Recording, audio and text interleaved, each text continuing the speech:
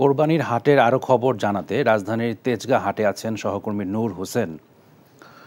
নূর, কোরবানির হাট সম্পর্কে আর কি কি তথ্য আছে আপনার কাছে?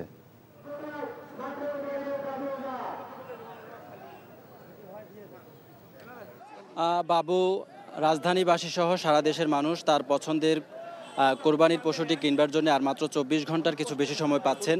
সেই হিসেবে রাজধানীর মানুষ যারা তাদের আশপাশের যে হাটগুলো আছে সেই হাটগুলোতে এখনও আসছেন, যারা এখন পর্যন্ত গরু কেনেন নাই। আমি যে হাটটিতে অবস্থান করছি, এই হাটটিতে সকাল থেকে সন্ধ্যা পর্যন্ত প্রচুর গরু বিক্রি হয়েছে বলে যারা হাটে সংশ্লিষ্ট আছেন তারা আমাদেরকে জানিয়েছেন।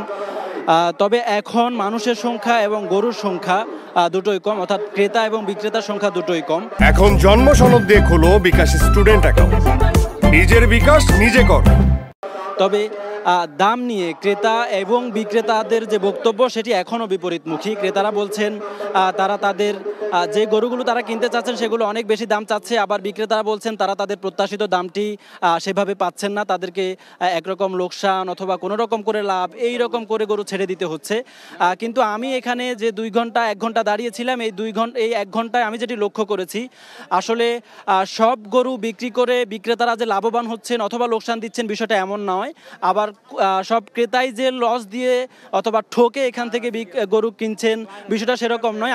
আমি যেমনটি দেখেছি, একই সাইজের গরু কোনো ক্রেতা যেটা প্রায় 1,20,000 টাকা দিয়ে কিনেছেন, সে একই সাইজের গরু অন্য কোনো ক্রেতা কিনেছেন হচ্ছে 1.5 লাখ টাকা দিয়ে, 1,40,000 টাকা দিয়ে। যে গরু কোনো ক্রেতা 1.5 লাখ টাকা দিয়ে কিনেছেন, অন্য কোনো ক্রেতা সেই গরু কিনেছেন হচ্ছে 1,60,000-70,000 টাকা দিয়ে।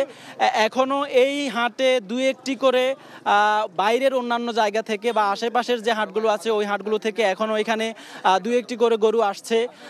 ক্রেতার সংখ্যাও 2-1 জন করে একটু আধটু করে এখানে আসছেন। যারা এখনও গরু কিনতে পারেননি তারা তাদের পছন্দের গরুটি কেনার চেষ্টা করছেন, তারা তাদের বিক্রেতাদের সঙ্গে দাম দর করার চেষ্টা করছেন, পছন্দ করার চেষ্টা করছেন। যদি দামে দরে বা দর কষাকষিতে মিলে যায় সেক্ষেত্রে তারা তাদের পছন্দের গরুটি কিনে নিয়ে যাচ্ছেন। এই ছিল তেজগাঁওয়ের পলিটেকনিক কলেজ হাট থেকে আমার কাছে গরু বাজারের সবশেষ তথ্য।